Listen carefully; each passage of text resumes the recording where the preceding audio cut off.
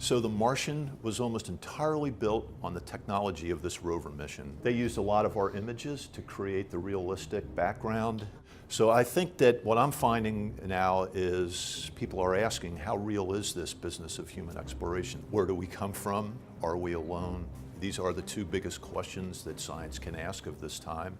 So what's interesting is that between technologists like Elon Musk are actually challenging NASA, they're challenging each other.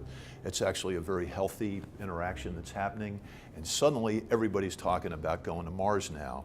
This is what NASA does best. There is no one person who can understand everything about this vehicle, so it requires all of us to work together as a team. NASA has become so successful, by the way, that people forget how hard this is.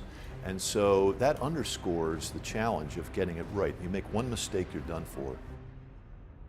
Entry, descent, and landing, also known as EDL, is referred to as the 7 minutes of terror, because we've got literally 7 minutes to get from the top of the atmosphere to the surface of Mars, going from 13,000 miles an hour to 0 in perfect sequence, perfect choreography, perfect timing, and the computer has to do it all by itself.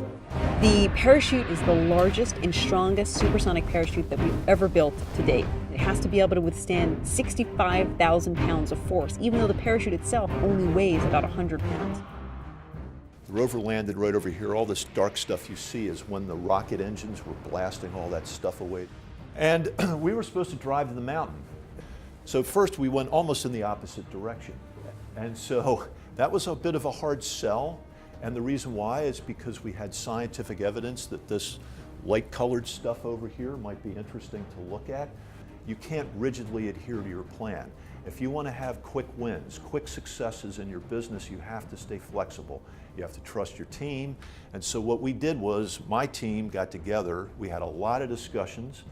They were fairly intense, but what came out of it was, let's just drive 5 football fields out of the way. It's not a huge deviation, but it is going to take us in the opposite direction.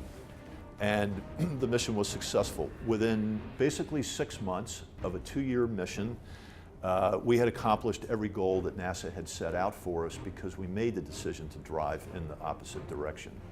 And so that's the importance of being flexible and taking back from your team.